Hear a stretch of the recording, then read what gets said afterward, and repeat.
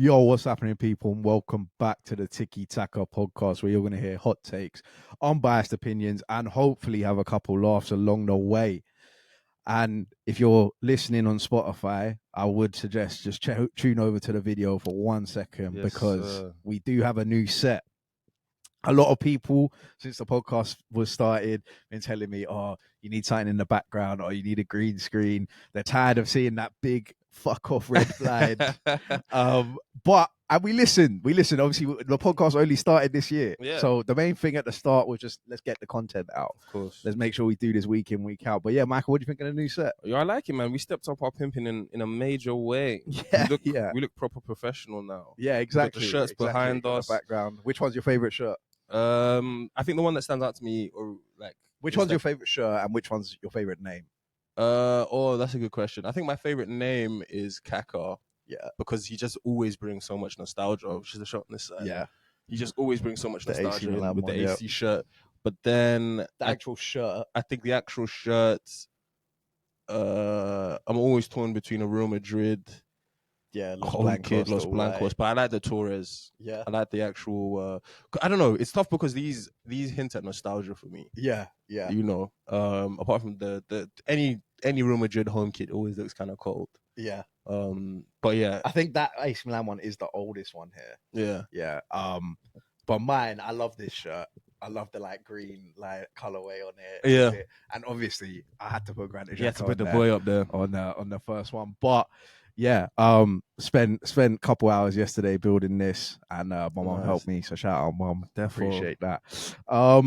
And yeah, we'll move on. Obviously, if you've clicked on this video, you can see that obviously there are no Premier League fixtures on the weekend, so we've got another top 10, and we'll get into that in a bit. But before we get into that, we've got some good players up on the shirts behind me. And speaking of good players, someone who I think is still a good player, but I don't know what's going on at the minute, Marcus Rashford. Okay. There are some stories coming out about Marcus Rashford, allegedly, because we don't want to be putting out false news. Hey. Allegedly, he was in a nightclub in Belfast. Yeah. On, I think, Wednesday night, and Man United knew he was there, but then apparently he was also there on Thursday before reporting ill for training on Friday. And then obviously, as we know, he wasn't in the squad on the weekend. Erik ten Hag was asked about it, and he said it was an internal matter and it'd be dealt with. Yeah. What do you make of it? I think all I have to say is, who's the beanie? Who's the shorty? Who's the girl? Marcus. Do you see the photo of him in the club? I saw the photo of him in the club. For any man to double back into a club on a Wednesday and Thursday night, there's only one thing that can draw you there. Yeah. And I think the most important part of what you said there is Marcus Rashford isn't any man. Yeah, that's what I'm saying. So, he's got a lot more to lose. So if you've already gone there once on the day that you're allowed to go there, and people will probably think already know, oh, Marcus Rashford was in the club last night. Yeah. The easiest thing for the paparazzi or whoever it is that want to catch you there will just go there the next night. He's not gone on Wednesday and thought, I love the music here. They're playing all my favorite songs. Yeah. Oh, this one drink at the bar. I need to see that again on Thursday. Yeah. That's not what's happening. Yeah. Someone's whispering in his ear, I'll be back tomorrow, and he's gone, yeah, calm, sack off training. Done. But it's only Newport on the weekend. To a larger extent, I actually don't blame him. I know English media. No, at this point, it's just too many now. No, but I don't blame him because I know English media are going, this is what they love this. This is they're just going to eat this up. They're going to regurgitate this a million times over. Anytime, if he misses a chance on the weekend or, whatever, it's going to be brought up. Yeah. But I do think that if I was a young man in Marcus Rashford's position, with the hate he's got all season, with the abuse, the comments, everything, all the pressure on top of him, and I had one good night in Dublin, who's to say with the money I'm making, I wouldn't think, fuck Newport, I'm going back again. But haven't we said this enough? Like I'm a Rashford fan. Yeah, right. But I feel like there comes a point where it's like, okay, Rashford, we've had enough of those questionable moments now. I hear you, but I don't ever actually expect football players to be politicians or to be perfect. But it's not about in a weird way. He's had his night out. No, I feel you, but in a weird way, just come back and train now. But in a weird way, I need to preface this by saying, if that was an Arsenal player, you wouldn't be saying. No, if it was an Arsenal player, I wouldn't be. Well, it depends. Like if Aubameyang had done this, oh my, I would have had an aneurysm. I would have killed with the season that he would have been having. For Aubameyang to go on 2 nights out, and we did kill him. I would have killed him. But I also do.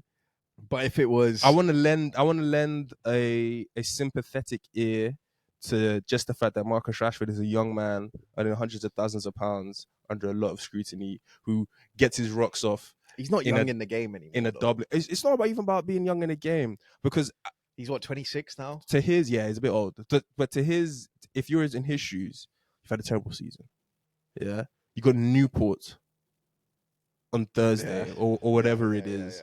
Yeah, girls in your ear. You just broken up with your long-term girlfriend. Things are, you're down bad everywhere you look. Your best friend Sancho or whatever has just left to go back to Germany. He's killing it now out there. Like, everywhere you turn, there's problems in Manchester for you. Your boys have come to you. Yo, you just need a night out, man. You just need a night Sancho's to yourself. Gone. His boys are telling you, you just need a night out. You need a night to yourself. You need to be the number one guy. You know, there's something going on in Dublin. It can be calm. Don't worry. Club's already approved. But I agree. The whole calling in sick. But also, just quickly on that, isn't that you've had a poor season? Like, it's more of a reason to let's start pick it up, getting things. But he's going to score in his next game, guaranteed. Guaranteed. You think Mark's in this double fixture that comes up the midweek and the weekend fixtures? If he's back in the team, if he's back in the team, but because there's a chance he might not be. I don't think there is an if about it. He might miss. He won't start on. You see the way Garnacho's playing on the left. He won't. Very serious. Rashford won't start on the first game, but he will start on the second, in the weekend fixture, and he won't score in the first game, or he might score in the second half, depending when he comes on. But he'll 100% score in the second fixture, and 100% do his celebration, and they're silencing the critics. Marcus Rashford. Yeah, I can see all of that, but this topic here. Like, it still doesn't make any of this right, even if he does go and score. No, it doesn't make it right. It's also just disrespectful to his teammates, isn't it? Yeah. The rest of the team are turning up, training every one time, doing what they need to do, 300K. making the trip down to Newport. Varane, Casemiro, Bruno, like big players, guys who, obviously with Varane and Casemiro, guys who won big stuff, and they're still going down to Newport. They're still turning up on time. It's true. If Casemiro and these guys with 4 or 5 Champions Leagues are still turning up to... Like this for me... because we've debated obviously with the Sancho thing and obviously with some of the stuff Rashford's done, how much is it on Ten Hag, how much is it on the player? At this point now, it's 100% on Rashford for me. Like, Rashford needs to just kind of And again, these are alleged stories, so it might turn out that Rashford actually hasn't done anything wrong. Maybe it's something completely different. Maybe. But from what we've been told, it does look like Rashford's not. And we've kind of seen Rashford do it before. Yeah, no. I fully expect though petulance from the highest earners of every football club in any league, in any division. I fully expect it. Not every football player has it. There's a lot of guys who are top earners. You expect it. There are a lot of guys who are top earners who are super professionals. Just turn up every day. It's work. Ronaldo. Everyone in the Man City dressing room. Yeah, everyone in the Man City dressing room. Whoever the highest, I think it's probably KDB. Professional. You never hear about this from KDB. But then I do agree with you that it nonetheless is wrong. But this is such a Man United thing. There has never been. What did we say last week? Circus. Yeah, there's never been a Man United top earner that hasn't had his night in the night out, hasn't been caught crashing his car, hasn't, whatever. Yeah. So, and I think it only fuels them. Like, Marcus Rashford is only going to be more fueled by the criticism. When he scores, the celebration is only going to be 10 times more like, I don't care. But I agree, like, if you're in this hodgepodge of the United dressing room, you're Garnacho, for example, all of this is chaotic. It's a nightmare for you. Like, you're just trying to get experience, learn your minutes, get games under your belt. And Ronaldo's in and out the dressing room, and Sancho's in and out the dressing room, and it's a different saga every week, and it's always the highest earning guys. Yeah, like for Man United fans at this point, they must just think, can we go 1 week without a story? But that also, Ten Hag doesn't have enough control. I know you don't blame Ten Hag for this, and he can't be blamed for this because at the end of the day, you can't physically tell. You can't physically but at the end of the day, they don't respect him. There's too much going on. There's too much going on at the club. There's too many guys who feel as if they can get away with things. Like, Ten Hag's punishments are not severe enough. I bet he won't punish Rashford as much as he would have punished somebody else for doing Sancho. this. Yeah, you know, That's the direct example. But I just think at some point Rashford's just got to decide whether he wants, because a guy with Rashford's talent, yeah, sky's the limit. But we can't be saying, as you're saying, he's 26 now. It's not about like Rashford has to now, instead of showing us potential, show us that you're just a fully fledged baller. Yeah. And I think he has shown us who he is. Like he blows hot and cold, and when he's hot, he balls out. Yeah. And when he's cold, he's frozen. Yeah. And even if Ten Hag isn't that guy who's gonna get that out of Rashford, last year he was, right? And maybe that's just because Ten Hag gave Rashford this new lease of life, and it was Rash sanity, and Rashford was in the form. But Rashford's got to do everything he can to be better. And then maybe he gets a move, or maybe a new manager comes into Man United, or whatever. Rashford can't be looking for a move. The contract that he signed, has locked him down. Like unless he goes, said early in it, the big contracts who do, unless he goes to PSG, or he takes a bit of a cut and goes to Bayern Munich or something. I think it's going to be really tough. And he is still so marketable for everybody at United, including the academy guys who are trying to get into the first team. Yeah. Like Marcus Rashford is still the splitting image of what it takes, or the possibility that you can actually go from a no-name kid in the academy to starting from Man United week in, week out. Yeah. And if you get rid of him and you bring in some next guy who doesn't do as well, or does maybe just as good as Rashford's doing, it's not really the same sort of but at the same time, he's also the demonstration of what not to do once you reach the level. Like I don't think he's ever actually like hunkered down and worked on his game. Yeah. Like adding a new dimension to his game, or I feel like the same tricks he's been trying to do. Yeah, they work for him or they don't, and he's always just accepted that. Yeah. And he's never actually like tried to, add, in basketball, you always try and add a level to your game. Yeah. Like if I can't shoot threes, I shoot threes now. Yeah. If I can't do a mid range, if I can't, whatever. I don't know if Rashford's ever tried to like work on his weak foot or actually, and now he's like, oh yeah, so Dublin's cool. Yeah. What's going on? what's going on now anywhere else other than Manchester? I like you say, I don't think Rashford can't be looking for a move because of the contract he signed. So and the games he was playing to get that contract signed, because he was alluding, I might entertain some offers elsewhere, and It's so mad how, and we've seen it so many times. It's not just Marcus Rashford. We saw it with Theo Walcott. Used to be Emmanuel Adebayor. Contract Adebayor used to be on crud. Yeah, but it's so funny how you can then get that contract and instantly you just doubt. I think it's just the nature of like, we saw it with Ozil a bit. We saw it with Aubameyang. Yeah, we've seen him. Like there are countless examples of guys who know how to ball out as soon as contract negotiations or their job is on the line, or there's the whispers of the club getting somebody else in. Yeah. But I do think that to be a Man United player, as Roy Keane would say, as these Roy Keanes and the Gary Nevilles, to be a Man United player. This is Man United. Yeah, you just kind of actually do have to be laser focused, sort of week in, week out. Yeah. And it will be very, very interesting to watch the punishment laid out for Marcus Rashford. What happens for the next couple of? But we'll move it on. To another FA Cup game this weekend, which was West Brom Wolves, which we did preview slightly last week. And me and Michael spoke about it and posted a clip on TikTok. If you're not following on TikTok, follow at Tiki Taka. And we posted a clip of us saying it's an 11:45 a.m. kickoff. Police don't want anyone drinking. They don't want anyone to get drunk. They don't want any fights. And after the game, I got a bunch of comments on that TikTok saying, you guys were right. And we were. You predicted it. We saw it coming. Yeah. Saw it coming. I mean, the Black Country, as it's been said. I think I love derbies. I didn't know it was that long. It's a proper derby. I didn't know it was that long since they played each other. Yeah. Like a ridiculous amount of time. But I think, as you say, it's definitely one of those proper derbies. And there's certain derbies where Sky will try and gas it up, the M25 derby whatever's going on. Like, these two hate each other. I love a derby when it's like the fans will let you know way before the Sky does. Yeah. That we don't like these guys. But this means something to us. Yeah. And I watched bits of the game. I thought overall, it was kind of what you wanted. There's challengers flying in and out. There was a lot of passion from the crowd. Was good. Yeah. Any decision was met with ferocity. Where do you stand on the the fact that obviously for those who don't know, there were some fights that broke out in the crowds. Rumours that apparently there was a Wolves fan in the West Brom end, and when Mateus Cunha scored the second goal, He lost his shit. obviously things got a bit rowdy, and the game actually had to be stopped for about 10-15 minutes. Yeah, I saw him Players coming out went with back down the blood tunnel. covered all over his face. Where do you stand on it? I think because ITV were slating it.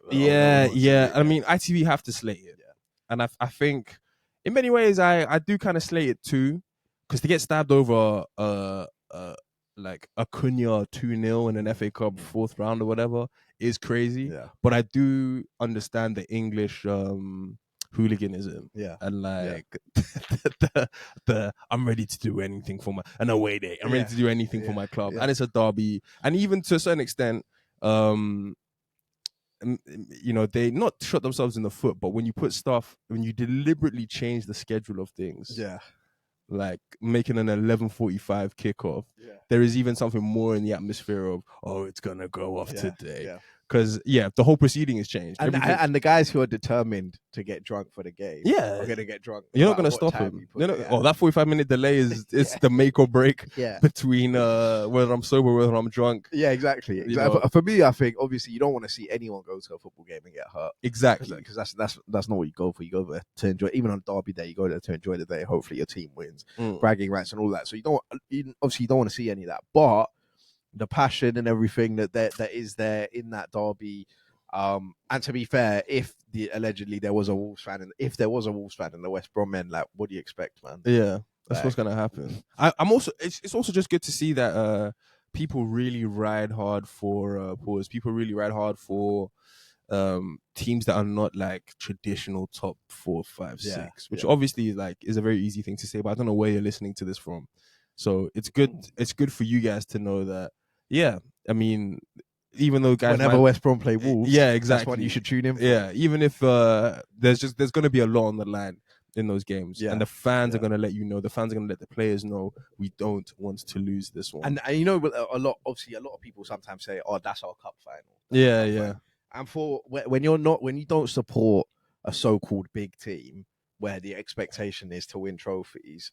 These actually that derby game is your cup. These actually are your cup finals. That is especially when it hasn't been played in so long. Yeah, exactly. It means something. It definitely means, and it should mean something. Yeah, not here to condone any sort of like lose your ear or whatever, but it should mean something. Yeah, it should definitely. That's what keeps football going. That's what gets people invested. Grown men want to spend 2 hours screaming at other grown men. And that is tradition. Yeah. That's just what Derby Day is. Yeah. But, Pedro Neto with a great goal in that game. Yeah, he's a serious player. Just X factor. But he does this. He does this like, oh, I'm injured. It's a couple weeks, couple months. You start thinking, oh, it's going to take a couple of games to get back up to speed. And his first goal back is always a banger. Yeah. Or he's picked it up in his own half. Yeah, he's gone the length of the pitch, and then obviously Mateus Cunha wrapped it up. I think you could. I think you could just tell watching the game though that Wolves had the Premier League quality. And I don't know what your take is on this, and maybe there isn't much to say about it, but like, it's interesting because these derbies are new and fresh, and like not new and fresh. The derbies are old, sorry, but there's a lot of players playing in them that are new and fresh, and Cunha doesn't know what the Black Country derby is, and Neto and all these guys who haven't played, and obviously, if your team is in the Premier League, it's probably going to have some foreign players in it. So what do you think about foreign players coming in, accepting the culture, accepting the tradition, as you say, accepting from the fans that this is a life or death game, and sort of going out? Do you think, not that it takes anything away because they're not, cutthroat English, or do you think it adds something that you can get guys from all over the world? For me, I almost love it more. Yeah. When someone from a different country's come to the Premier League, is playing for a Premier League team, and they fully understand the derby. They fully understand the rivalry, and maybe even more so than like someone who's grown through, like at Arsenal, for example. This guy on the wall, right? Granit Xhaka. Yeah. Derby Day was there for Derby Day. He knew what it meant. He bossed it, especially any derby at the Emirates. He was always on point. Yeah. Scored in the one that we went to. And when a foreign player shows that, it's almost like more than like Emil Smith Rowe, Bukayo Saka, because they you've brought in know what it means. I expect you to know what it means. They do know what it means. obviously in the Amazon Prime thing, they were like, imagine scoring in the North London derby. Yeah, But for the foreign players, I think they really kind of understand it. Like Mateus Cunha's celebration. Yeah, I was gonna say, and that's credit to Gary O'Neill and his staff and everyone that works at Wolves. Like even the guys that do the catering and whatever, they're probably telling them when they're getting the food, yo, this weekend means everything. Yeah, like go out there, and obviously they've took that on board and they played well, man. Like it was very like you say, the Premier League quality was on show, but it was very much a case of like, go out there with the right attitude. Yeah, and I think that's like Mario Lamina. Yeah, another one that was in every tackle, just a midfield general on Sunday. I thought he had a really good game. No, he's a good player though. He's a good player. I know. I agree with you. I think it does add something, and I think it's great to see the ability of Premier League managers or managers in general to drill the message home of this is the one for the fans. Yeah. Of all of the games that we play, because a lot of people are professionals who don't even love football. They're just a professional football player. So for the manager to drill these sort of the importance of these games home to players, credit to him. I think that is really big, and I think that will continue to sort of be beneficial for the fans, for the players moving forward. You'd hate to see people like lackadaisically running around on a derby day football pitch. I know that would. Yeah. If we had an Arsenal player who just didn't understand that this was a derby, and I'm trying to think of one, but to be honest, that's what I'm saying. Like any derby at the Emirates, even Mustafi scored in one. One guy we spoke about last week who probably represents it even more. Alexis. Yeah. Like he came from Barca. Yeah. Obviously he's from Chile. Probably didn't really know anything about it, but learned about it when he was here. And every day, Alexis on derby day was different. Yeah, I agree with that, because I disagree and agree with that, because I actually think every day it was just Alexis, but on derby day, there was which I will never forget, that when we were at White Hart Lane and we drew 2-2 and we had Coquelin got sent off. We had the red card, like that finish, that goal. We should have lost. Hugo. We should have lost that game. We should have lost that game. Definitely. But we had a dog who was like, that was after Harry Kane scored. That's what I'm saying. Yeah. Thank God that wasn't a winning goal. That's what I'm saying. God. But we should have lost that game, or I thought we were going to lose that game. And it was a derby then, and Alexis Sanchez just wasn't going to have that. Yeah. And so I agree with you. And that is like one of my favorite goals and moments. And, we're going away with a point. Yeah. Like, we're not losing this record. We're not losing this game. I think it does add a lot. Yeah. I think it does add a lot. Sure, and I think it has an ability to create legends and icons. And, if you're that foreign player who does score the derby day goal or whatever, like, and we should admit, it's not like, obviously foreign players still play in their derbies, right? Like Mateus Cunha's played in the Madrid derby. Yeah, like he's played in big derbies. He knows, but it's almost like he's just come and he's had to learn again. Like, this is how much it means. Did you see his comments after the game? No, I haven't seen them. They asked him. They were like, "Yo, what do you think of everything that went down? Have you seen anything like that before with the crowd? And the game had to be stopped." He was like, "I'm from South America. Like, I'm used to this." Yeah. He's like, obviously you never want to see babies and women sort of involved. In any sort of something. But he was like, "Yo, like this is what happens sometimes." I was like, "All right, man, come." He knows, man. He knows. But that's enough on that game. We'll move on. Massive news this week. Arguably the biggest news. Jurgen Klopp is going to retire. Well, he's going to leave Liverpool at the end of the season. We don't know if he's retiring, but he will leave Liverpool at the end of the season. And we've had this conversation before about whether it's a player or a manager retiring, and Twitter going instantly into comparisons, and Chelsea fans were, we've won this and Klopp's won this. Jurgen Klopp's been a brilliant manager in the Premier League for a long time. I thought he was the best manager in the Premier League. Not that he was working on like a shoestring budget or anything like that, but his budget was always kind of a bit less.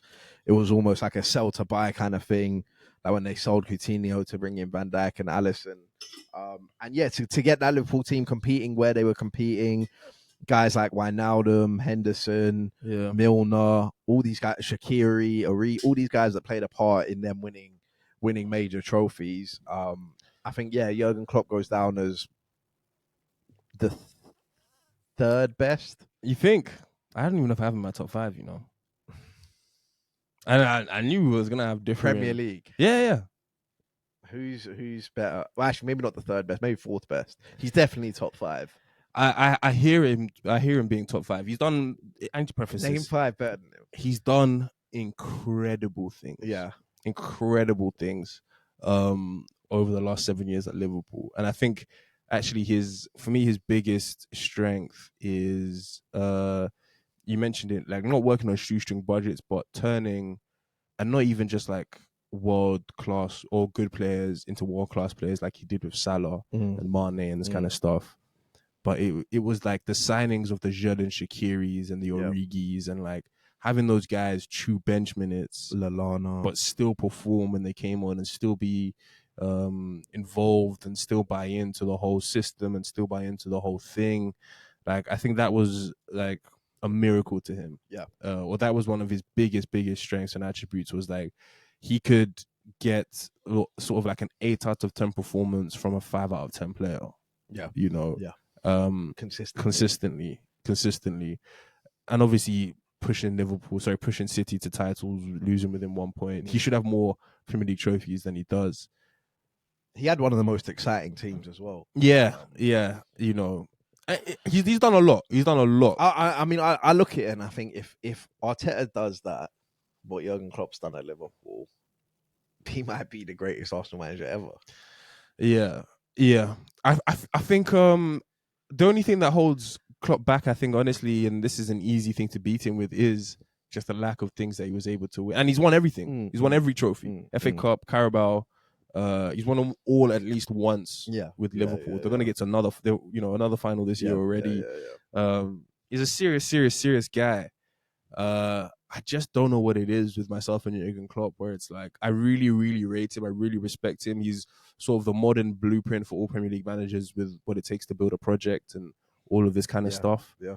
But I just think he's not in the Pep Ferguson category. He's not in the Arsene category for me. So that already has him in 4th place. He's not in the Jose category. So it's like he's really fighting for 5th place with Ancelotti and Ranieri. I don't know about Ranieri. I don't know. We can't put Ranieri there. What? Can't put Ranieri there. What?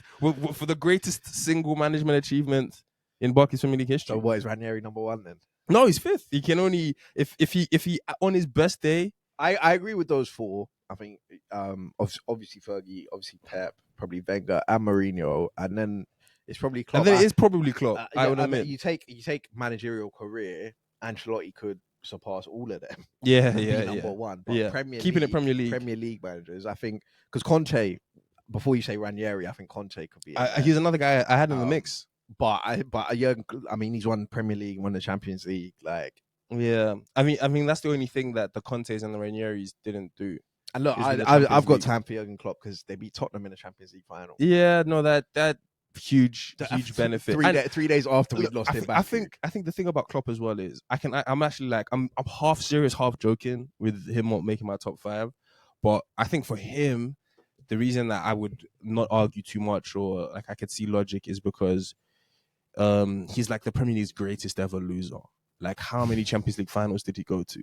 Like, how many times did he get them to just 1 point off the best? You know, for that reason, he's the greatest. Like, but then he never actually quite got it over the line. I think that's a bit harsh. How many Champions League finals have you seen? Only 2 managers have beaten Pep to the title. One of them was Conte in Pep's first season. Hey. Got over the line, did he? Jose couldn't do it. Got over the line, and look, and the thing before people get, Jose did it in Madrid. Yeah, no, but the thing about and that's like I think it's unfortunate.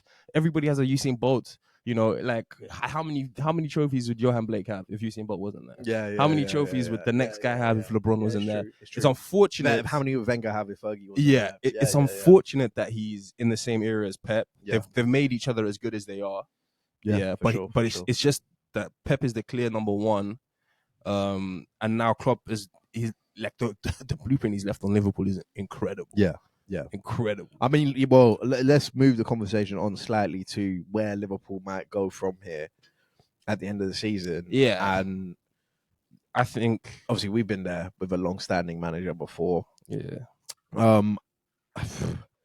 I mean, this next appointment, I don't even know if Liverpool fans realise how important this next appointment is. Yeah, it's make or break. You could. Van Dijk's already come out today and said he doesn't know where his future lies. He's done an interview with Sky, and they asked him about it, and he said, "We'll see at the end of the season." Oh. Jurgen's leaving. All I've known at Liverpool is Jurgen. Like, if they don't make that right appointment, he said, "We'll see what the club's plans are. If they're aligned and with they have my to consult plans." Van Dijk. I've heard all of that before with Arsenal players. Yo, you know, it's so easy to slip back into a banter era. You wouldn't even realize. Exactly. You're one bad You manager get this away. appointment wrong. Yeah. It could even be a good, like, it could be a De Zerbi. That's If what De I'm saying. Zerbi doesn't If do it doesn't what gel. he should do. But it's going to be pivotal for a lot of the Salah. It's going to be pivotal for a lot of these older big guys in the club. Like, now that Klopp's leaving and he said he's leaving, where does this leave me? Yeah. Like, is Salah going to for resign? Van Dijk and Salah, who are 30, maybe turning, or 30 plus, it's not about another project. Yeah, exactly. It's about winning now, because I'm in my prime now. And the new manager could even come in and be like, you know, Pep's still here for a year or two. I might as well build until he decides to do the same thing that Jurgen's done. And he's like, I want to work with Curtis Jones. I want to work with all of these guys to get them to a point where when Pep calls it quits, we're about ready to win the league. I do think it will give that squad a lot for the rest of this season. Galvin, and this is why I really want to ask you is, you know, which way you see it going in terms of galvanizing the troops forward to get stuff done, to turn draws into wins and losses into draws, versus if they lose a game, like how much is it all gonna fall on top? Part of me just wants to say, ask me next week after they come to their place. But I sitting here now, I think it's going to do a lot for that squad. I think they're going to look at it. They're going to look at their position in the league. I think of all the things that Klopp could have said to galvanize his team, him coming out and saying, "I'm leaving at the end of the season," is probably going to have the biggest impact. And Van Dijk again already came out today and said, "Yeah, like we need to make sure that like we take this in the right way. It's not about season's not over here. Like can't get too dwell on it too much." And I think Van Dijk and others in that training room will be like, "Look, let's go and do something special this season." I think they got probably the favourites in the Europa League. Yeah. They're already in the Carabao Cup. I think they can end up with the Europa League for sure. I think they've got another home draw in the FA Cup, and they're a couple points clear at the top of the table. I think it will galvanize them, but I also think that it's going to be too much about Klopp. And I know Klopp's come out and said, I don't want it to be about me, but there's a lot of the season to be played. And if every game it's do or die for Klopp, even from now, 10 games from now, you've been giving it, you've been running around like it's been a final for every game. It's like when it comes to March, you know, you're not going to have much left. And they're still. But I think those players on the pitch, when you're in those games and it's the last 5-10 minutes, they're going to find that bit extra because of. I think it depends. Klopp, and it's his last season. I agree, and I agree with that to a certain extent. But I can so easily see it all becoming too much. Like if you make one mistake or a VAR decision goes against you, I can see them like, oh, I'm losing my head. I've got to make up. If a player makes a mistake, and they give away a penalty or whatever it is, they're going to do everything they can to make amends for this because it's Klopp's final leg tour. Yeah, and now you're in a situation where every mistake is even more scrutinized. Every bad decision is even more like hyperbolic because everybody's thinking, oh, what does this mean for Klopp's final run? The last time Klopp's ever going to play X team in the stadium. The later on in the season it gets, the bigger the story is going to become. Yeah. So when it comes to like March, April, and Liverpool are within 3 points of the top place in the league, and they're in the that clash with City is going to be enormous. At Anfield as well, it's going to be enormous. And I can see where in some ways that might be too much. And as you're saying, they have Mo, they have VVD, who I know can handle the pressure. Yeah, but they have a lot of new guys and a lot of new people that they're trying to bed into a system where it's like, this guy he's not won a Premier League, he's not won a Champions League, he's not won enough, he's not proven like that to the extent where I'm just assuming he's going to handle this pressure. And this is just going to make him a better player. You know, there's a lot of guys like Harvey Elliott and the Curtis Joneses and Curtis Jones has won a few things, but you know, Darwin Núñez, Gakpo, Bozlai, Endo, you know, all of these guys. It's like, you're good players, no doubt, But now, can you handle the mental aspect of Klopp's final leg, the media, every interview? That's where those other Salah, Virgil have to push them through. Yeah, because every interview it's going to be, how much has he given to you as a player? How much has he infected your career? How much has he done this? How much has he done that? And you could be sitting there upset that you're benching for this game, and or something could, anything could happen. And there's just going to be a time where I feel like it might all get a bit too much for Liverpool. Not for and ultimately we both know that it more often than not it's going to come down to quality. Yeah, exactly. Right? Like we saw last year, and obviously people will say that Arsenal team wasn't as good as Liverpool team, whatever, make whatever arguments you want, but we saw last year that like the emotion that we had, the emotion that we were giving to the players, we were thriving off for so long, but at the end, at least for the title, they might win a couple, because you can win a cup being a bit lucky here and there and whatever, but at least for the title, the quality always comes to the fore. And the best team always deserves to win the league. Usually does win it. Yeah. And so that's all I do wonder. You can't say after 38 games this team didn't deserve to win, or this team wasn't the best. No, I agree. Pep City it's a different piece. It's a different ball game. But yeah, I think obviously what Klopp's done for Liverpool fans will be eternally grateful for him. He brought the Premier League back after 30 years and he won the Champions League and everything. So credit to Jurgen Klopp, man. He's been an asset to the Premier League. And another manager who's been rumoured to be leaving, Mikel Arteta, categorically came out today and said fake news, which we already knew. Yeah, I already knew Barca trying to cause some trouble. I didn't even I didn't blink twice. Second. I was playing FIFA with Bat, and Bat was like, Arteta's leaving. And I was like, no, he's not, man. And he was like, no, it's being reported. And I was like, yeah, I've seen that, but he's not going. How many managers do you think can have some sort of coordinated press conference where they've all decided to say what's happening next year? At the same time. And the thing is for Mikel Arteta is that how many managers nowadays in football get the chance to spend 4 or 5 years at a club and buy the players they want to buy, play the style of football they want to play, implement the culture they want to implement. Everything that's been going on with Arsenal has been down to Mikel Arteta, and he's been given free reins almost to kind of just say, look, here, the football side is all yours. Even the failures that have gone on at Arsenal, they're not that they're on Mikel Arteta's head, but a lot of it is to do with his decisions. It's not like external factors are causing Arsenal to fail, and that's why he should be looking elsewhere. To because even, for example, Xavi at Barcelona, he's probably not had the transfer windows that he's wanted to have. Always. There's still a lot of uncertainty around the club and all of this kind of stuff. So it's like, for whatever's going on over there, Xavi's not going to accept all the blame himself. Whereas in Arteta's situation, he kind of does have the keys to the club. You make the signings, you decide who stays, who goes. We'll listen to you a lot. As I think the club have shown him a lot of trust, obviously, and faith, giving him the first managerial job, upgrading him from first team coach to whatever his position is now. I feel like, and this is his project. I was going to say it would be very. He built this team. He built this culture from the ground up after it kind of been destroyed to a point. He came in and kind of rebuilt it all. There's no way he would leave now. At least. And you mentioned transfer window and autonomy over signings. And as you can see, if you've clicked on today's video, the title is Top 10 Mikel Arteta Signings. That might annoy Man United fans even more, because I know we did top 10 worst Man United signings, and people are probably thinking you lot are taking the piss now, because how can you do it 1 week apart? But next week we'll be back into the Premier League football, back into the Premier League roundup, and we didn't want to miss a week, so we are putting out some content, and we are going to count down. I've just thought it's just me and Michael, didn't ask anyone else. The top 10 Mikel Arteta signings in order. So Michael, I'll get you to read your 10 to 6 out first. So I've got from 10 upwards to 6. Trossard, Jesus, Partey, Ramsdale, Zinchenko. Okay. I didn't think you'd have Ramsdale in there. Yeah. So what? Trossard was number 10, yeah? Yeah. All right, I'll give you my 10 to 6 quickly.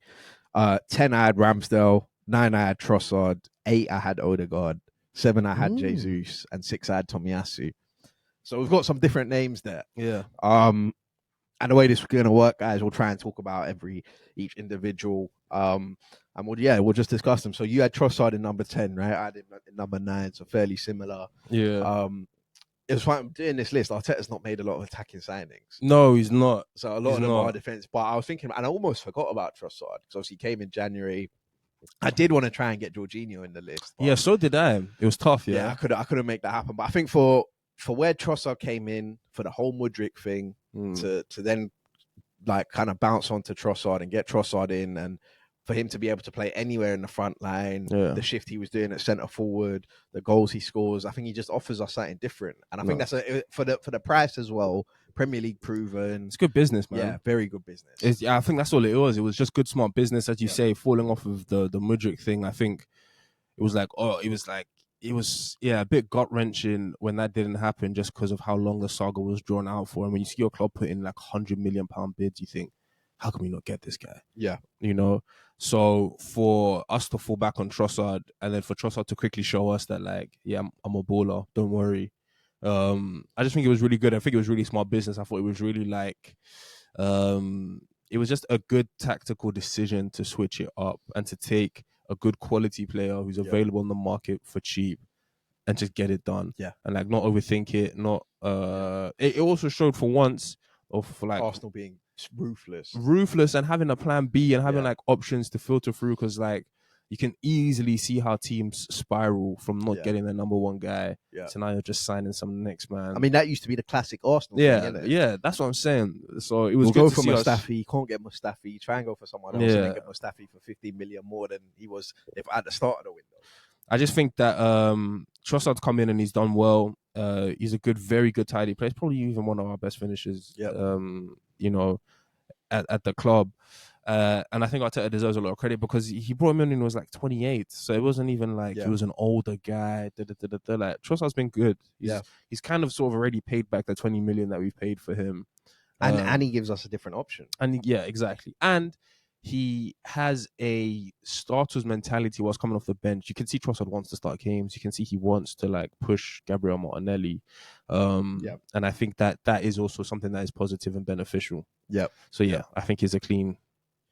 You had Ramsdale as well, right? I was actually surprised. I didn't think you would have Ramsdale. No, I had him higher up. I had him 7th, and I had him 7th because a lot of the guys who I had in my list, or the positions I had them in my list, was like transfer value, what they've done, and then versus my expectations and then reality. I didn't expect much of Ramsdale.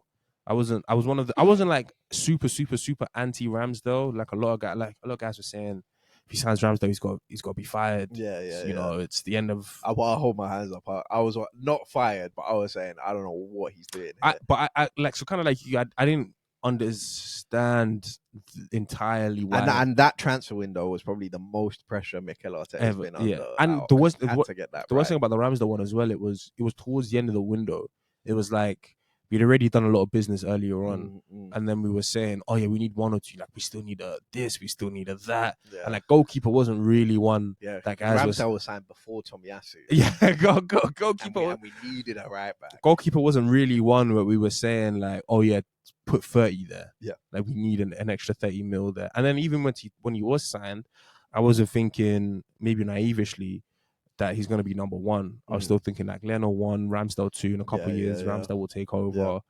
So Ramsdale surpassed my expectations because he was good for the first few years of his career. He's always been good. Like I understand the change up, but he's always been good, and I think he does deserve his credit for that. And a good reason he's in my top 10 is he'll probably go for some decent money as well. Yeah. I had Ramsdale 10th in my list. He would have been higher in my list if he was still in the team. The fact that he's obviously not in the team now and he's kind of almost been replaced, I had to drop him a couple places. But I think it shows he left the squad a better place than when he found it. He definitely did. Ramsdale definitely improved the squad, but in terms of, I mean, the rest of the guys are still in 9 guys on this list. I'm hoping are there for a while. You're kind of hoping he goes in the summer. Because I don't want this debate kind of hanging over us for too much longer. But we've spoken about the Ramsdale signing before, and I actually said to you that was when Ramsdale started playing well. That was when I was fully convinced on Mikel Arteta and this guy, he definitely has a vision of what he wants to do, and we can see that because like you say, the expectation was low with Ramsdale, back-to-back relegations, and obviously 20, 25 million or whatever it was to sign him. And the most surprising thing was how good he was with his feet. Yeah. And the fact that he was playing sidewinders, he was like pinging balls into Aubameyang, and that was obviously a part of what Mikel wanted to do. So the fact that Mikel had noticed, okay, this guy can actually play out from the back and can help us out. And like you say, like for my list, a lot of where players are put in the list is based on what they elevated us to. Yeah, okay. And where they came in at the time and the difference they made. And Ramsdale definitely was a part of that team that made us a lot more competitive and also had a really good chance of making Champions League football. Yeah. Obviously, yeah. And look, Ramsdale's a good keeper. Like, we've had discussions on Ramsdale and whether he's good enough to win the title or not. But regardless of that, I think he could definitely play in the Champions League. I was going to say, I think he's a top 6 keeper. I think he's 24, 25. Yep. He's already shown steady progress of improving the defense. As you say, he can use the ball with his feet. I still think like a club like United would do well with him. I think he's a top 6 keeper. I think you could do a lot worse than Aaron Ramsdale, and there's a lot more potential in there. And if you play him week in, week out, he will become a better keeper. Yeah, for sure. So 100%, I think he's been a good signing for Mikel Arteta, and this top 10 is like for the very first time in a long time Arsenal have ever signed any players with resale value. Yeah. We never used to sign players and think about what happens to them after they leave the club. Yeah, and like that is one of the biggest differences in Mikel Arteta's Arsenal versus whoever else was running transfers before. Was like they would have gone for the older version of Ramsdale for a year or 2 years, and then we would have been stuck with a 35-year-old on X amount of money and not been able to move him. Yeah, I agree. I think, like you say, for a lot of these players, even if it doesn't work out at Arsenal, we'll be able to get our money back for most of them. Yeah. You also had Jesus, yeah? I had Jesus 9th. Okay, I thought I had him 7th. Yeah, I think Jesus. I was really on Jesus. Yeah, you wanted him early. From early, I was like, we should get Jesus, and I still back the decision. I still back the money we've spent on him. I still think he's a good player. He needs to spend a season like not injured or like have less than like a month or 2 months. He's always out for like 2+ months or whatever it is, like a huge chunk of the season. I think I've come to terms now with him not being like an out and out number 9. I didn't think he was ever gonna be, Drogba, but I thought that he could potentially get us 15 league goals. Yeah, I think he can. And he probably still can. He got 10 in his first year, and as you said, we spent like 2.5 months injured, 3 months injured, whatever it was. But I think that Jesus is less and less believing in his finishing ability. Yeah. And that doesn't bode well. And that is honestly the only reason I have him solo down in my list, because I think compared to Aubameyang and Lacazette, where it was like we would either use Aubameyang for the pace and then Lacazette for like the sort of hold up play, bringing people into play, football things. Like Jesus is 2-in-1, and we had the most lopsided system ever, trying to incorporate that hold up play and pace into our team. So he was 100% still a good signing, because we have the pace and the hold up play in one player, and it allows us to play somebody else like Martinelli or Saka or wherever it is. So it was money well spent. I think he's brought a great mentality to the team as well, and I think he did make us seem a bit more legit. Like we never used to have Premier League winners in the club.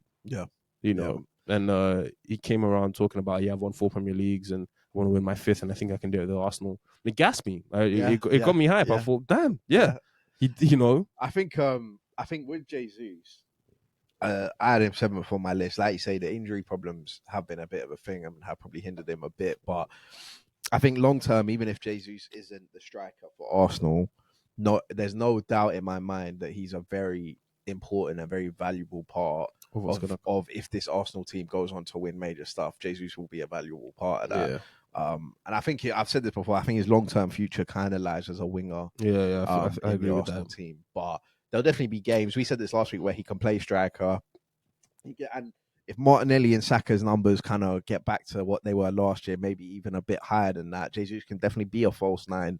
I think for me, the reason he's there is because, again, the level Jesus took us to, like you say, having been from Aubameyang and Lacazette and the lopsidedness, when the way Jesus can press, like that, those first, changed up until everything. the World Cup, I never saw a runner. You said it, a fever dream. I never saw a striker run into the channels for like a good 2 years. He's going past 3 or 4 players, like fake shots. Do you know those like lofty, like the defender's just really hitting an area more than a man, but the striker makes something of the ball for a good two years? That never happened at Arsenal. Like Alba was not running the channels from into outs or whatever. Laka would try, but he just couldn't get there. Yeah, and he would foul the guy if he did ever get there. So I agree, man. That transformation was huge. I think with Jesus as well, it's like Jesus has his critics, and people can say whatever they want about Jesus, but there's no doubt he was a level raiser for Arsenal when he came in. You definitely looked at Gabriel Jesus and thought, this guy he's elevating the team. Yeah, no, 100%. He's saying to the rest of the team, look, I'm up here, come join me. And I agree with you. I think his career he can play anywhere in the front three. And I think he is a great guy to have in a squad if you don't actually nail him down to a position and you need him to do, hey, yo, today I need you left. Right. Today I need you right. Today I need you down the center. I think that's when you get not the best out of him, but that's when he'll become really, really, really useful in the squad. And I think maybe to a certain extent, Arteta's not been signing wingers with Jesus there in mind now. Yeah. Because we've said for how long Saka needs help and this and that, and he's not even a Trossard profile winger or wide player. Yeah. So he could intentionally be leaving that sort of. I mean, one of his best games this season, I think personally, the Man City game. Yeah, where he played from the right. Yeah, because Saka was out. Yeah. He was winning 50-50. Yeah. Like, he's a serious guy. Yeah, he's an invaluable guy, and I definitely think he'll be a major part of what Arsenal go on to do. But one of the guys I'm surprised about is Odegaard. I had him high up on my list. All right, so we'll talk about Odegaard. I had him 8th on my list. The only reason I had Odegaard there is because I think, so for example, I've got Jesus above him. In terms of that coming in and raising the level of Arsenal, like we'll probably see as we go further up my list that plays quite a big part for me. Like it's not to say that Odegaard didn't raise Arsenal's level, but in that window we signed Tomiyasu, Ben White, Odegaard, Ramsdale. There are a lot of guys that came into the team, and that's when Mikel started forming his team. Yeah. So maybe it's harsh because I kind of balance it out more amongst all of those guys, whereas in that window it was like Jesus and Zinchenko came in, and our level raised a lot. But I've said before, I love Martin Odegaard. I love him as a player. Obviously, he scored 15 league goals last year. Non-penalty league goals, which was crazy, and I think he has the capacity to do that again, but I can't really say anything bad about him. But the guys I have above him, maybe he could have been above Jesus. I have him pretty high up. I don't even know if I should tell you where I have him. Well, go and tell me, because we're speaking about him now. Where did you have Odegaard? I have him second. Yeah, I think he's a super signing. Okay. I think price tag, everything. Yeah, price tag of played into it. 30 mil for Odegaard is crazy. Obviously, captain now. But I think for me, it comes down to two things. One, over exceeding expectations. I wasn't even like, we need to re-sign Martin after his loan. Yeah. We wanted Maddison. Yeah, I thought Martin did well, and I thought I can see why the club would re-sign him. But I wasn't honestly thinking like, this 100% needs to happen. If we don't do this, we've And then the window went on, and we were linked with all these other guys, Buendia, Maddison, all this kind of stuff. I can't remember another name. I was definitely thinking of another name before Odegaard. Anyway, Arteta does the business. Arteta signs him, and then he has this monster season. And then I've just come to realize that, like, for the price tag that we got him for, the age that we've got him for, the profile that we've got him for, national captain, club captain, I think he's pretty... How do I put this? I think he's pretty system-proof in the sense that 9 out of 10 systems that Arteta or any manager will use will need a player like Martin Odegaard because of his quality. And I think that is why I have him so high up in my list, was because it's not even just about the fact that Arteta signed him to play a certain type of football. I think it's moving forward. Any manager, whoever takes on Arsenal, should have visions for what they can do with Martin Odegaard. As you said, he hit 15 goals, no pens last year. Like, this guy, that was one of my biggest critiques and worries, and we were having those conversations when we never used to score goals from midfield, of if we could have a midfielder that would hit 5 goals. I was saying that I would take 5 or 5. Ramsey. Yeah. I I was saying I'll take 5 and 5 from Martin Odegaard, and I was like, I don't even know if he'll get that. Yeah. And and he went above and beyond. So the resale value is crazy. If somebody else does want him, if Barcelona or whatever want to come and snag him up, he's going for 70 or 80 mil. I think, yeah. I mean, he potentially could have been above Jesus, but looking at the other names I've got on here, I don't think I could put him above. But having said that, if we'd done this last season, at the end of last season, I think Martin Odegaard would have been in my top 3. But he has let me down a bit this season. He has let me down a bit this season, but because there are moments in games that we lost or we drew. You think he should have? Yeah, that I really needed. We needed Martin Odegaard. Those Villa chances, they've got to go in the back of the net. But I still think, I just think, the totality of what he's done, and the totality of the player that he's become, I didn't actually think he was going to be. The expectation again was low. Yeah, I didn't actually think he was going to be this good, and I see that. I never thought he'd be Arsenal captain. And I see like legitimate world class traits in him. Like some of the stuff he does with the ball is world class. Yeah. And it's not that I always knew he was nice. I always knew he was tidy. I always knew he was this. I always knew he was that. But, I didn't actually know if he had an ability to be just a world class player. Yeah. And he definitely does. And I think a lot of that comes down to Arteta arguing for him, backing him in his corner, saying, we need to bring him back. Yeah, for sure. And then the business was good. Like 30 mil, no buyback clause. Well, we that conversation about whether Odegaard should be second or not, we can get to as we raise up names. But you had Thomas Partey, right? I had Thomas Partey. So I had Thomas Partey 5th on my list. Yeah, where did you have him? 8th. Yeah, and it's only because of injury. Yeah, bro. If Thomas Partey wasn't injured, he would have been number 1. It's only because of injury, and it's the spottiness of Partey's. But there's a name I didn't hear in your 10 to 6 who is quite injury prone. But we'll get onto that. And I also had Zinchenko 6th. Yeah. So and again, I think so with Partey. But we'll talk on Thomas Partey. With Partey, all I'll say is, look, those first 6 months, I think that needs to be prefaced. Those first 6 months of last year's season could be the best DM performances I've ever seen at the club. And this is obviously we saw the tail end of Vieira, so we have it's up there with Francis Coquelin. This is his position. Yeah. And we might have one of the guys in the league that everybody wants type of thing. But the only problem with Thomas is that it's so frustrating because you see it for 4 or 5 months and then he dips. Yeah, disappears. Not even that this season. Yeah. And he's gone. He's like a ghost. So the only reason I have him solo down on my list is because 1, there's not much resale value. 2, I can see that the club is starting to plan things without him. And then 3, it's just been he does have the occasional stinker. Yeah. And when he stinks, he can't make a 5-yard pass. But I haven't seen, obviously he hasn't played for a while, but last year I didn't see many of those. No, there wasn't many. There was one versus Southampton, but there wasn't many. Yeah. But I know, and that is it. In terms of his ability, I will always sing about Thomas Partey's ability. Always. I'll sing his praises 1,000,000 times over.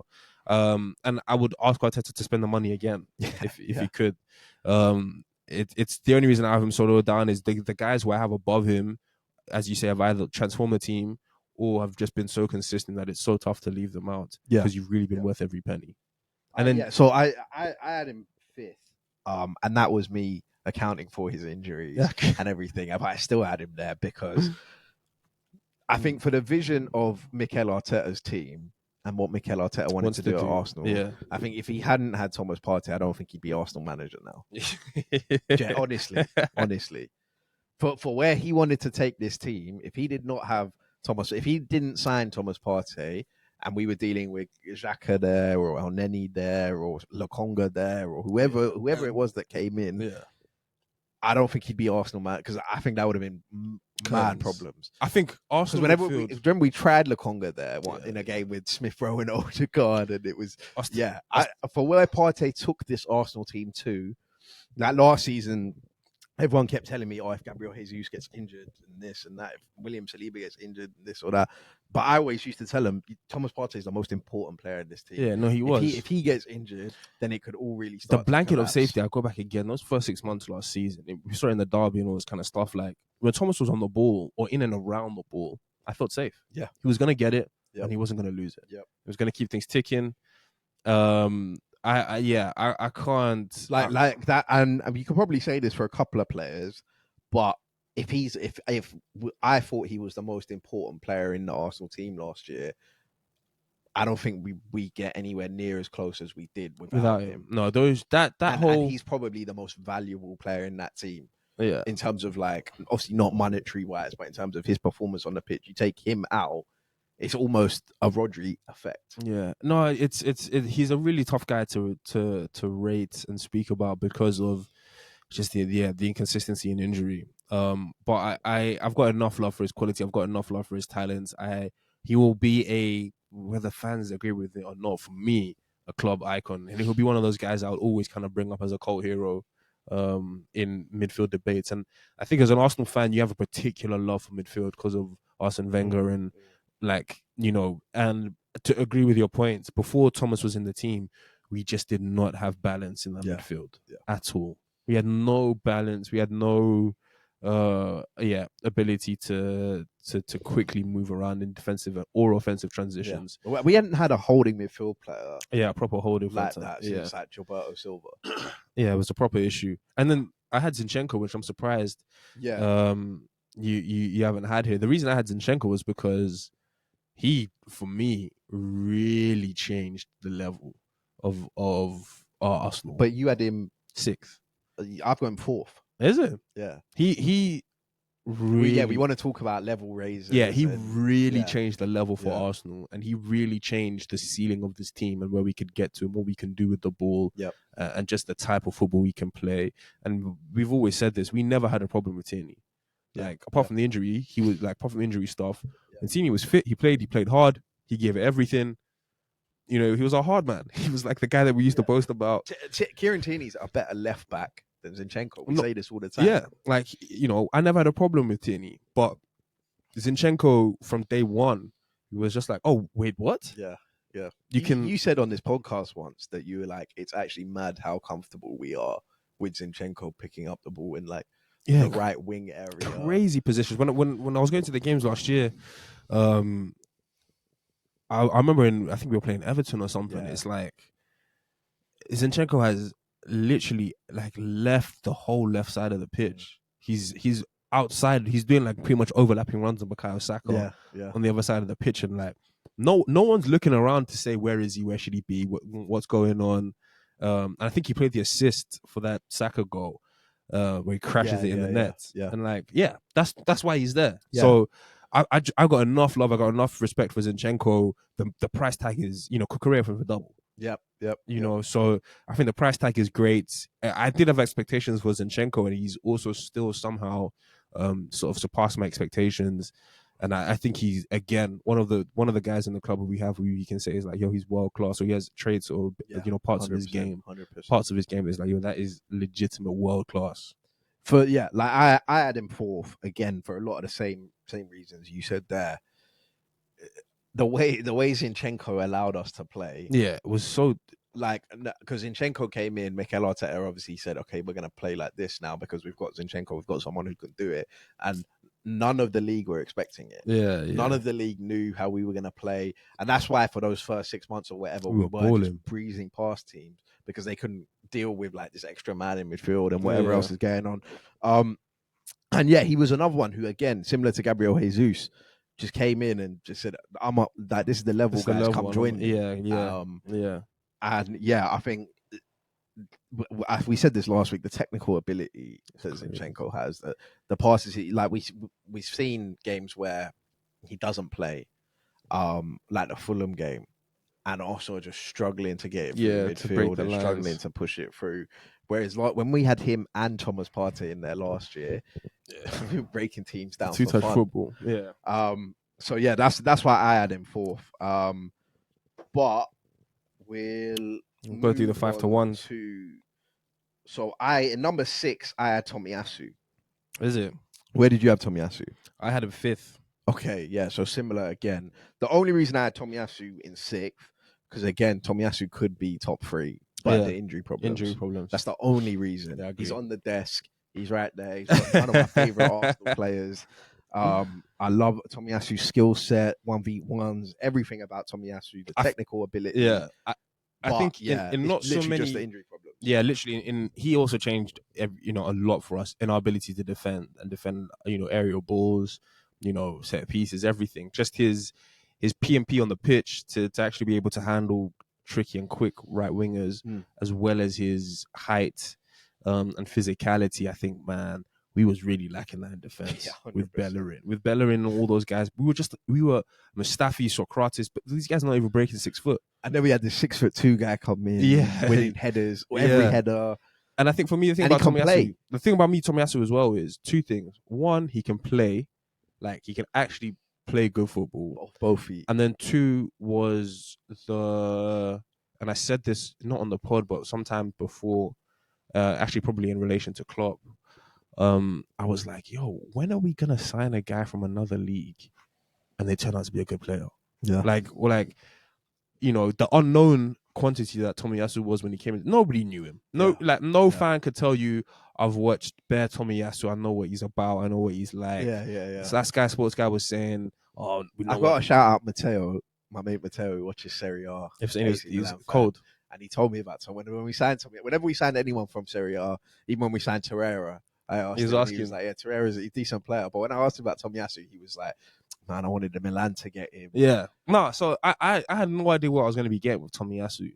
And he super exceeded expectations. Kind of like the Partey thing. Yeah. Those first 6 months of Tomiyasu's career, he had everybody on lock. He had everybody switching wings. I feel like we never conceded a goal when he was around. Like, it was never his fault. Anywhere along the back 4. I think another one you can build off of. You should be in the squad for years to come. Price tag was calm. But we obviously we said it last week, we got a lot of love for Tomiyasu, and I don't think other fans will quite see it the same. I think for both of us, we're kind of saying to say the only reason he is where he is injury problems. Otherwise, he'd be top 3 for both of us. I think. But yeah, we'll move it on then so now all I've got left is my top 3. But I think you might be missing one. So who did you? So have? my 6th, 4th maybe was it? My 4 to 1 is read your 5 to 1. Read your 5 to 1. So it's Takehiro Tomiyasu. Yep. I've got Ben White in 4th. Yep. I've got Declan Rice in 3rd.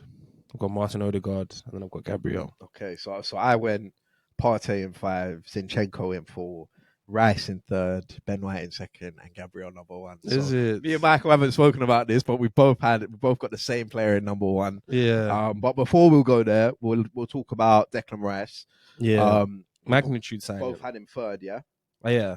I think it's just the magnitude of the signing. I think I give Arteta a lot of credit for out competing other clubs for Declan Rice's signature. Yeah.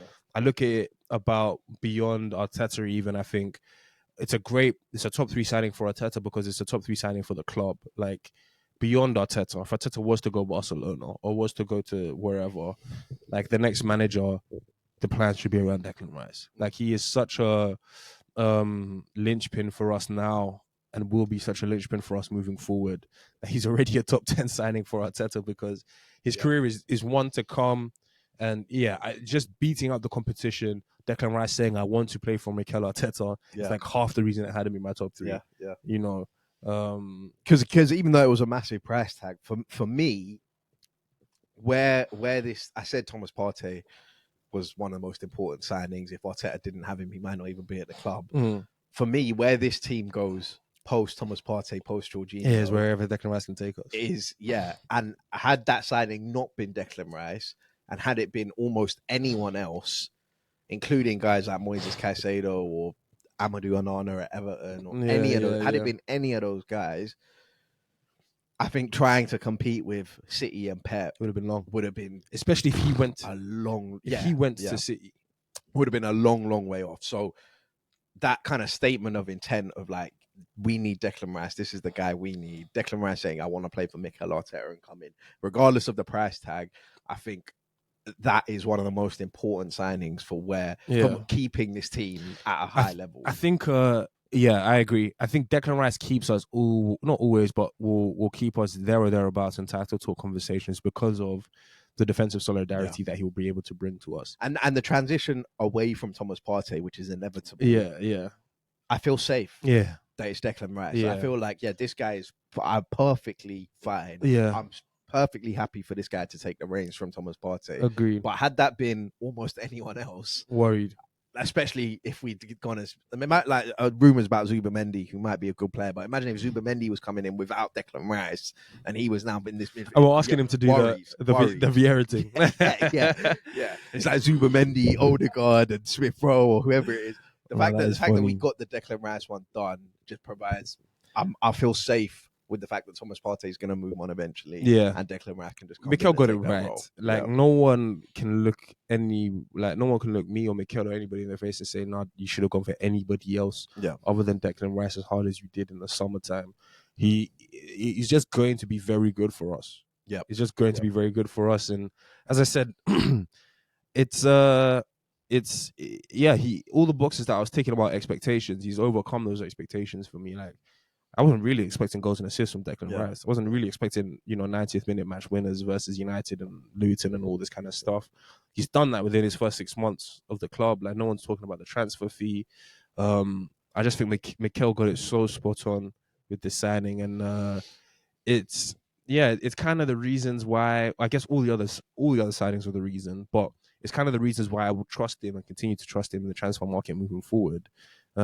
Is because, like, if he signs 4 players in the window, like Mikel, like 2 or 3 of them are just going to be pinpoint perfect for what we're looking for, what we're trying to do. Yeah. And just depends on injury from there on else. Yeah. And I think that's another thing. Declan Rice's injury record. Fingers crossed. Hopefully we don't jinx that and whatever. But yeah, that's another reason why it's such especially when you've had Partey there and yeah. Stuff, you obviously don't want that again. But moving on, Ben White, you had him 4th. Benny Blanco, I had him 4th, just ahead of Tomiyasu. I had him 2nd. I love Ben White. Love Ben White. Ben White is one of those guys where it's like he needs to start for us. Yeah, I don't think Ben White gets enough love. Yeah, no, I definitely don't think he gets enough love. But the thing about Ben White, and everyone always tries. I think Ben White prefers it that way, though. Yeah, I think he does for sure. But I think rival fans try and pigeonhole Ben White as his defensive right back. Yes, that is true. Which I hate because he was a centre back. Yeah, exactly. And he's transitioned out there. Yeah. And he doesn't really get on the go forward. But we had more assists than Reece James last year in the league. Yeah. Right, going forward, getting on the overlap, and Ben White's passing ability, everything, so serious. The thing is, when he was our centre back, he was our ball playing centre back. Yep. He was meant to be the one carrying it out. Remember when? And he was that. Yeah. Like when he was dribbling. Everybody wanted a Stones. Everybody wanted a. yeah. Everybody wanted a 50 mil, a lot of money. Yep. But when we did sign Ben White, we were saying this. We want him to play 36 out of 38 Premier League games. Yep. No bullshit. 7 out of 10. Yeah. For years. Yep. And so far, so good. Yeah. Yeah, and that's the main thing with my top 3 here. Declan Rice, Ben White, and Gabriel. Yeah. They play week in, week out. Which is the best ability is availability. Yeah, if you can get out on that pitch every week, even if you have a couple niggles and whatever, but if you can get out there and play every week, that's why those 3 had to be there. And Ben White's surpassed my expectations as a right back in terms of locking down tricky wingers. Yeah. You would think that they would cook him and that it would be like highlights galore of Ben White just getting ripped left, right, and centre. Yeah. But he stands up, he holds his own. He can handle a tricky winger to a certain extent, and I think he again moving forward beyond Mikel Arteta, he's one of those guys where any manager coming into the club should be able to see the value of Ben White and like lock that down and push on from there. Ben White's 24, 25. Yeah, so it's and that transition from, I think we should talk about that a bit, from centre back to right back. I never thought he could be a right back in this league. Yeah, I never saw it coming. Especially when Mikel Arteta debuted it and it was Wilfred Zaha at Selhurst Park. I never saw it coming because when Gabriel and Ben White finished their first season together, I thought, this is a good. I see the big man, the smaller centre back who can play out. He can do his thing. I was like, they just need 100 games together and they'll get it locked on. Yeah. So I never thought about breaking those 2 up. Yeah. And then when they was playing out, and obviously a Rolls Royce comes in. Yeah. And anyone who's wondering, because William Saliba wasn't actually a Mikel Arteta. Yeah, he was there before he came. It was like Sven Mislintat. But I was gonna say that I did fully expect Saliba to drop out of the team and Ben White to go back to centre back. Yeah, and yeah, Tomiyasu to come back in at right back and to push forward from there. But I think I remember you saying Saliba's not this guy. I fully did not think we were we were pinning all of our defensive hopes on an 18-year-old who had not played a single minute of Premier League football. And we were saying that, he's just going to be the guy to come and save us. But on Ben White, I just feel like Arteta got this, or the scouting, whoever got this so spot on, because as I say, he should outlive Arteta's time at the club. Ben White should be getting testimonial matches. Ben White should be, he should be. He's always going to give 100%. Yeah, he's always going to be readily available, and he's always going to be tactically versatile enough to be in any team. Yeah, and I just feel like that can't. I say 50 million is a lot of money, but that actually can't easily be bought. And people underestimate his passing range. Man. He's so good. Like somebody a bit like he'll always try and play forward. The passes and his pass appreciation as well. Like it's rare you'll see Ben White give someone an uncontrollable pass. Yeah. And he is so much as to why Bukayo Saka was doing what he was doing last year. Yeah. He's such a huge reason as to why. But like he's so shameless with that overlapping run. He's never gonna get the ball. Yeah. But when he does put a decent ball in. Even the one against Luton this week when he dinks it in and Gabriel Jesus. Yeah. I've got enough love for Ben White. I think he's last season. I thought he was the best right back in the league. Yeah, he definitely was deserving those shouts. But yeah, moving on, we've both got big number dog. one. And yeah, I mean, when I was making this list, I really just thought, this guy has to be. That's what I was thinking as well. I was looking at the names and I was like, he was one of Mikel's first signings. I think that is for me the biggest reason. He is the tone setter. Yeah, all of these players came in after Gabriel. Yeah, Gabriel was the ultimate tone setter from Mikel. Mikel brought him in, and another thing that adds to Gabriel being in there is his year-on-year improvement. Year-on-year, he's got better. Year-on-year, he's worked with Arteta directly and become more and more and more of a linchpin. From the very first season, we knew he had the raw materials to be a decent centre-back in the league. But there's a lot of guys that, Davinson Sanchez has got the raw materials to be a good centre-back in this league. It just never works out like that always. Yeah. So for the money we spent, for the diamond in the rough that we had, to now just having one of the best centre-backs in the Premier League. Tone setter. Like, left-footed, plays on that side. The angles, we saw them from day one. And again, week in, week out, Gabriel's fit. He's on the team sheet. Better on the ball than you will ever get credit for, ever. Yep. Because again, like I said, people pigeonhole Ben White as a defensive. People pigeonhole Gabriel as an aerial monster. Yeah. He is that. Yeah. But he's also more than that.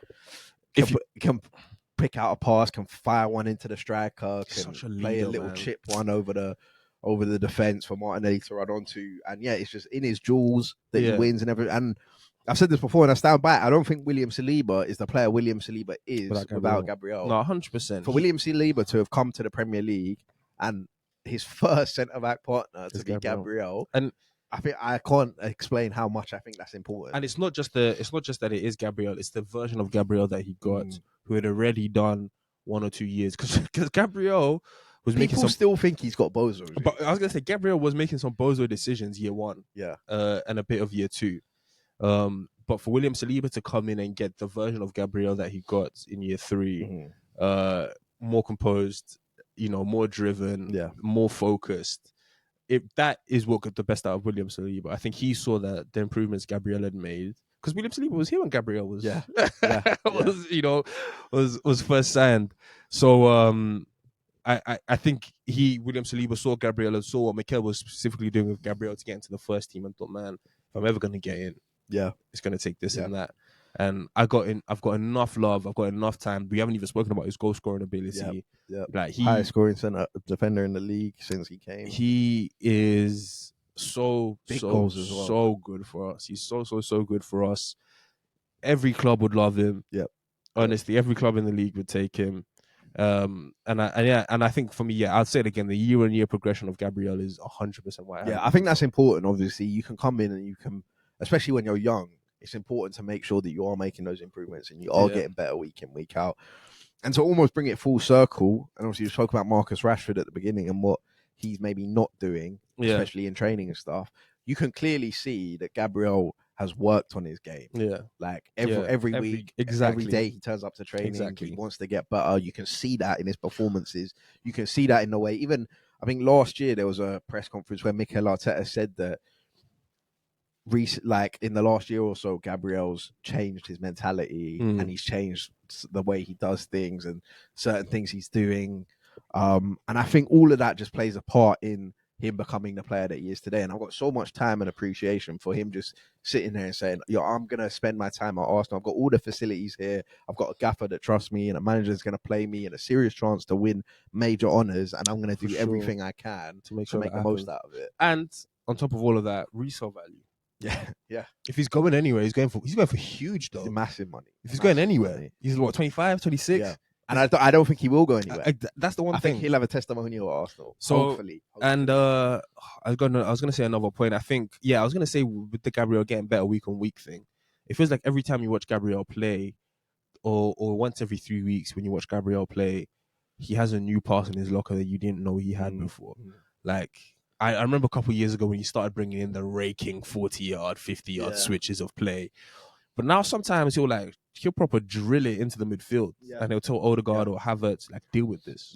This ball is coming quickly on the half turn. And he's becoming more vocal as well. Like you can hear it, just like, enough time, got enough love. I think that was one of the best decisions Mikel ever made. Quickly, as I said, we had Socrates and Mustafi. We had guys who weren't even breaking 6 foot, and we were telling them to be our big burly centre back defenders, win all the aerial duels, win all the headers. Yeah, Mustafi had a leap. Yeah. But when it came down to it, he never won. You know. Yeah. So I think the profiling was perfect, and then the player mentality to, as you say, take the opportunity with 2 hands and become a better player. And I actually kind of hope, my one last dream for Gabriel is that he does something major for Brazil. Because I would. The Brazilians seem to get on his back a lot. His performances aren't that good for Brazil for now, but I would love. Marquinhos is a joke man now. I would love to have an Arsenal central defender be a huge part of any sort of Brazilian renaissance. The Thiago Silva Mark II prop. Oh my gosh! Could you imagine? Big time. And one thing I will say on Gabriel, and I want to mention this, is because people might have the Saliba Gabriel debate. For a lot of people, they'll say that's not a debate. And maybe it's not, but because William Saliba is almost so good that he doesn't need to engage in the dirty stuff. And that I'm gonna fight you today, like Callum Wilson, Mikel Antonio, Ivan Toney, Mitrovic. It's me v you. And like it's almost just we're gladiators in the Colosseum. Right? William Saliba is almost too good that he doesn't even need to engage in that kind of stuff. Gabriel's there for the fight. But Gabriel, even if he was too good, he would do it anyway. Yeah, exactly. And I love that about him, because you need that in your centre-back partnership. You need one person who's going to be the aggressor 100%. And one person who's just going to say, like, I'm not going to give you a... What game was it that we were at? It might have been the West Ham game, when any time it came up to Antonio and Gabriel it was just Gabriel. We feel safe. Yeah. Feel safe. And strikers of opposition teams need to know, like an Antonio. If Antonio gets changed from your defender in the first couple of plays, he's starting to think that he can have a laughable game. He's starting to think that it's going to be easy for him. Like, you need to let the other team know, we have a dog back here who's going to fight. Like, he's not going to let you just turn it. He's not going to let you just like run down the channels and 100%. Do whatever you want to do. And whether people ever want to admit it or not, I know a lot of strikers in the Premier League, their hardest day was versus Gabriel. I know that. VVD is an easy name to throw out there and all this kind of stuff. But if you really sat down and thought about it, you know, like, Gabriel was one of your hardest days. Yeah. Because and Harry Kane for sure. Yeah. Gabriel was one of his hardest days. And that's maybe more of a personal thing, because over the years we've seen so many Arsenal centre backs get bullied, just get bitched, Koscielny, Troy Deeney coming out saying there's no cojones in the team, and Mustafi, Socrates, whoever it might be, Johan de Giroud, Van Marlen, Mertesacker, all these guys, Giroud, it happened, and for Gabriel to come in and be like, stops the day. It ain't happening no more. It stops the day. It ain't happen no more. Me and you are gonna go bar for bar. Machine for machine. Yeah, exactly. And you're not gonna win. No, and the tone setter, being one of the very first to come in, being Yeah. one of the very first in the project, to now to believe in the project. yeah, to now being one of the main guys in the project.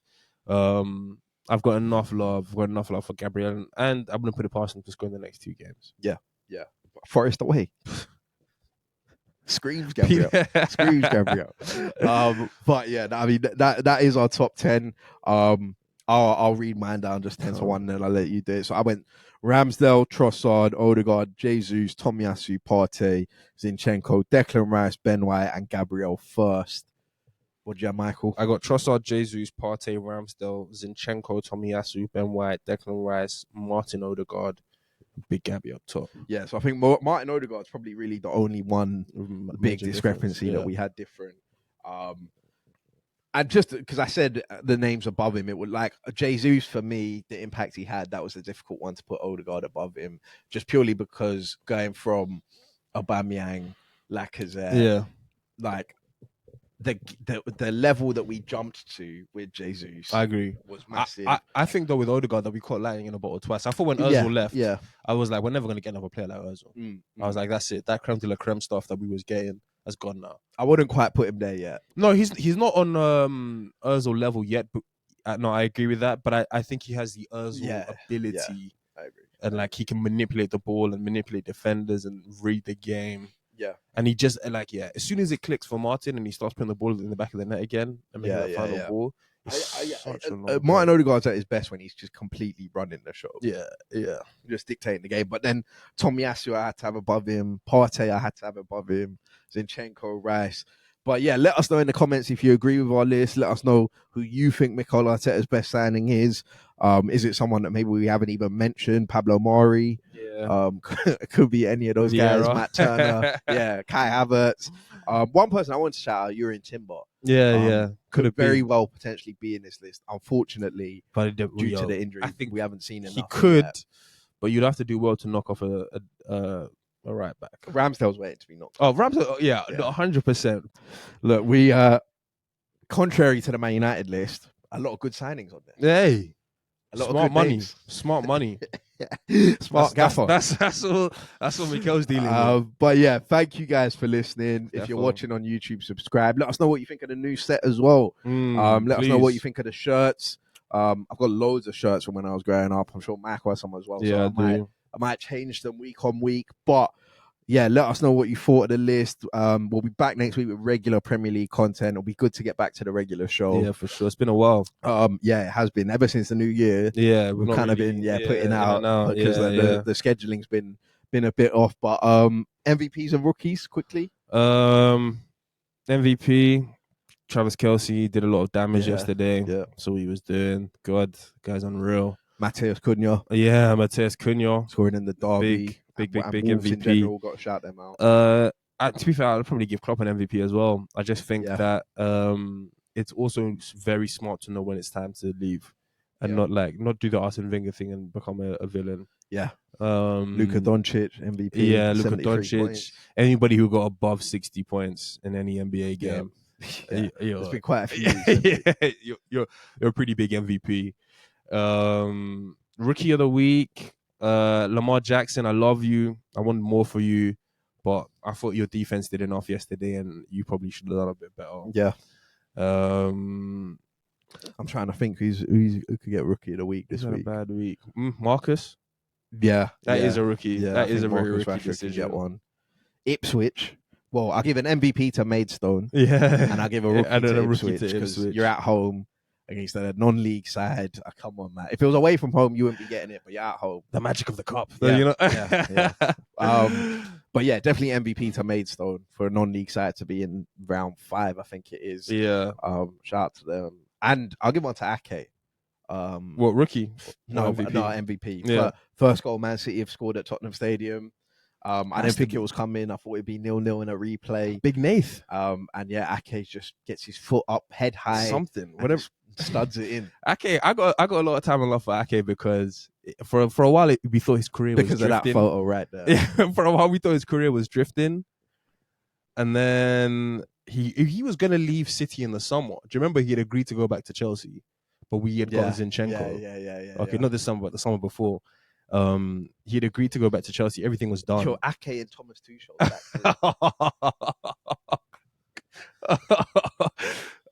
And then for him to thug it out, stay at City, and yeah, the rest is history type of thing. Yeah. But yeah, I think that's probably it.